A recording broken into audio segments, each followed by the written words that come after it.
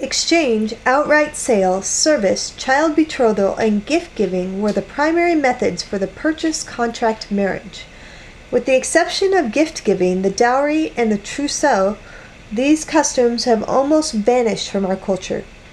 Marriage by contract or purchase lasted in England as late as the middle of the 16th century. In France, it was customary up until the marriage of Louis XVI to pay 13 deniers upon the conclusion of the marriage contract. Additionally, the practice of giving the bride away in the modern ceremony has its roots in the time when the bride was really sold. Her parents arranged her marriage and she was literally given to the groom. Today, a woman is considered under her father's care until she is married. To signify his approval, the father walks to the altar with his daughter and gives her in marriage. In some ceremonies, the officiant may ask, "Who gives this woman to this man in marriage?" Marriage by mutual love evolved gradually. It was not until the 9th or 10th century that women gained the privilege of choosing or refusing their husbands according to their own judgment. From the many stories, legends, and myths that have come down to us from ages past, we know that love has always played a part in marriage. However, civilization had to advance beyond the primitive stages before marriage by love became accepted.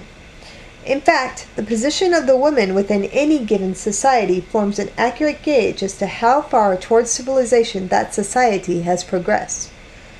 Whenever marriage by purchase falls into decay, then true civilization begins.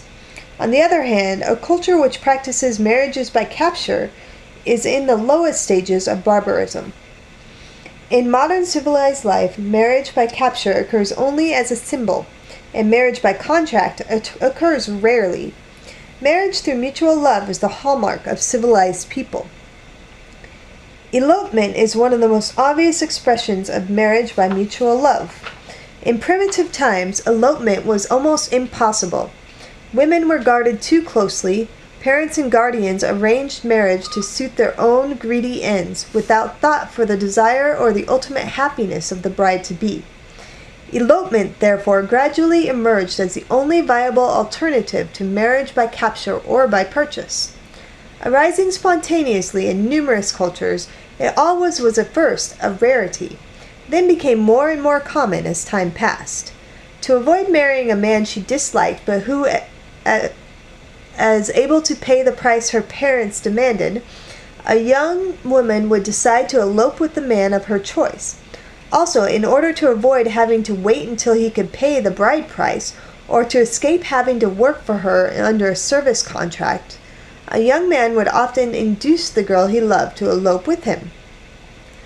Marriage has definitely evolved today into something different than it was centuries before. It has become more complex, sophisticated, and civilized, and is a choice that most people will make at least once in their lives.